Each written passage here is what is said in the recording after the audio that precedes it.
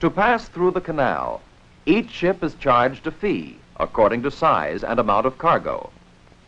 A civilian Canal Zone pilot is making arrangements to guide this ship, the Hiberius, through the canal.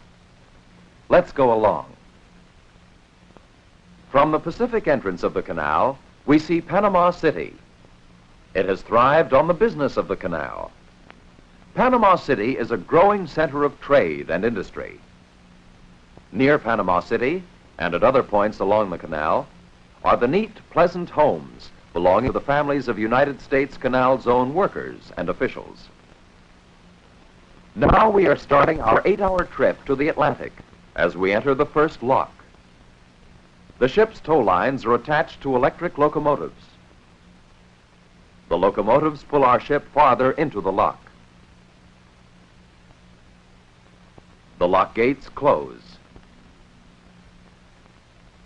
In the control room, an engineer operates the machinery that floods the lock. Of the 3,400 employees of the Panama Canal Company, more than 3,000 are United States citizens. The United States alone is responsible for the operation of the canal, open to ships of all nations. Continuing toward the Atlantic, we see the ship World Traveler, which reminds us that ships go both ways through the canal. In the next lock, we see a large ship of the United States Navy. The Panama Canal is strategically important in moving American naval vessels from ocean to ocean. After being lifted by 3 locks, we sail between the massive rock walls of Gaillard Cut. These mountains are part of the Continental Divide, the highest point through which the canal is cut. As we move toward the Atlantic, the canal widens into Gatun Lake.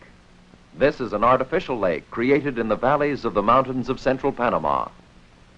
There's often a traffic problem on the lake, as ships line up to be admitted into the Atlantic locks of the canal.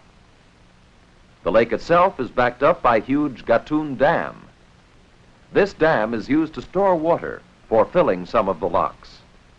It is also the source of hydroelectric power that operates the locks on the Atlantic side of the canal.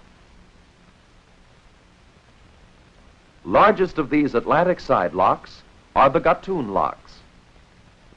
These are the last locks on our canal trip toward the Atlantic Ocean.